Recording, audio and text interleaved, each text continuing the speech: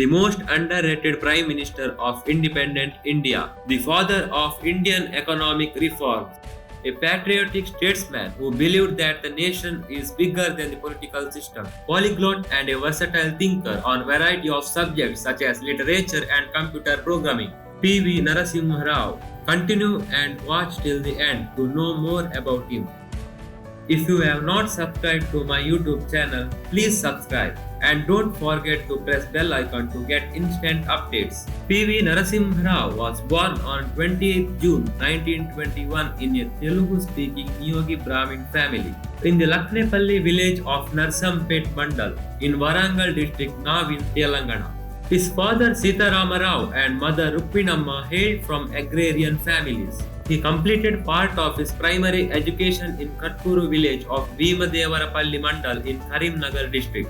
Later he earned his bachelor's degree in the Arts College at the Osmania University. He later went on to Islop College, now under Nagpur University, where he completed a master's degree in law. He completed his law from Fergusson College in Pune of the University of Bombay, now Mumbai. Rao was an active freedom fighter during the Indian independence movement.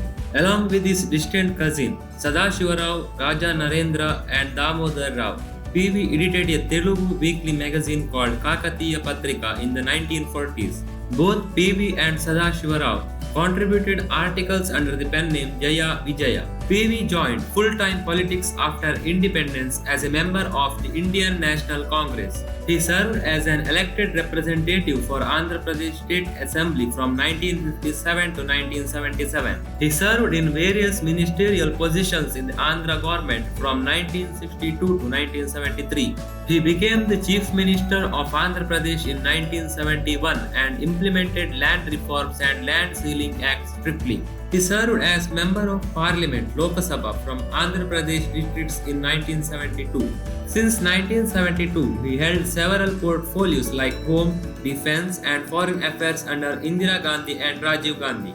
As the Congress had won the largest number of seats in the 1991 elections, he had an opportunity to head the minority government as Prime Minister. He was the first person outside the Nehru-Gandhi family to serve as Prime Minister for 5 continuous years. The first to hail from the state of Andhra Pradesh and also first from the southern India.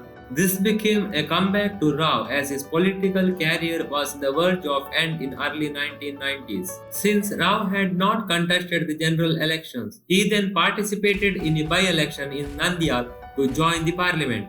Rao won from Nandyal with a victory margin of record 5 lakh votes and his win was recorded in the Guinness Book of World Records. He also broke a convention by appointing a non-political economist and future Prime Minister Manmohan Singh as his finance minister. He also appointed Dr. Subramanian Swamy, an opposition party member, as the chairman of the Commission on Labour Standards and International Trade. This has been the only instance that an opposition party member was given a cabinet rank post by the ruling party. He also sent opposition leader Atal Bihari Vajpayee to represent India in a UN meeting at Geneva. The major steps was taken towards market economy from the USSR policy which was adopted by Nehru.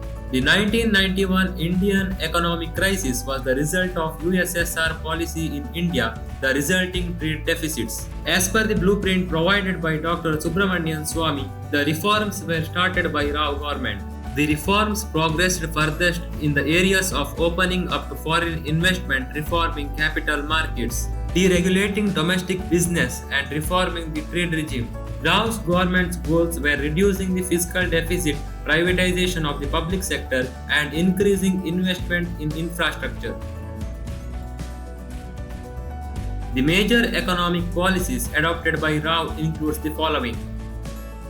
Abolishing in 1992 the Controller of Capital Issues which decided the prices and number of shares that firms could issue.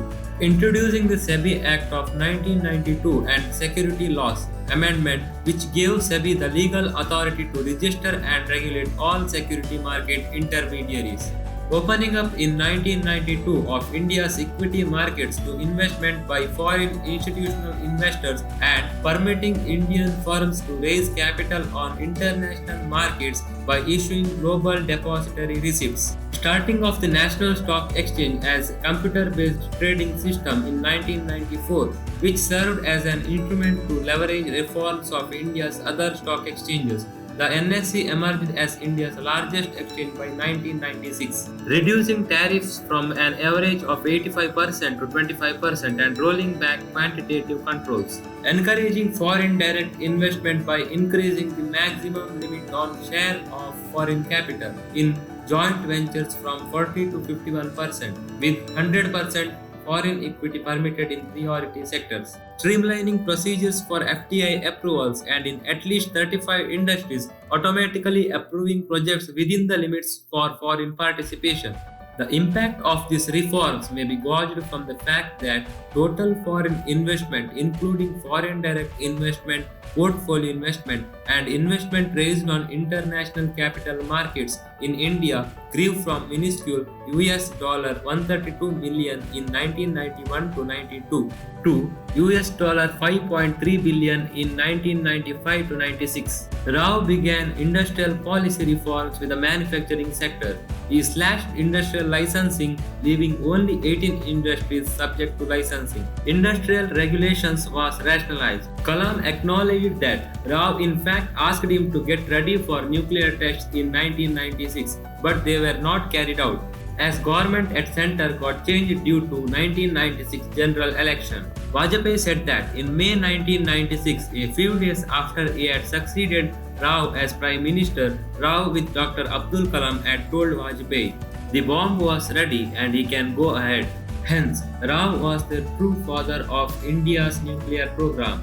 During his tenure as Prime Minister, in 1992, Babri Masjid was demolished by the BJP, the RSS, and the Vishwa Hindu Parishad, which led to Hindu-Muslim massive riots across the country. In spite of significant achievements in a difficult situation, in the 1996 general elections, the Indian electorate voted out Rao's Congress party. Soon, Sonia Gandhi's supporters forced Mr. Rao to step down as party president.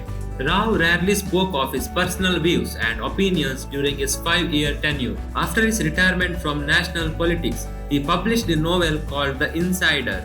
The book, which follows a man's rise through the ranks of Indian politics, resembled events from Rao's own life.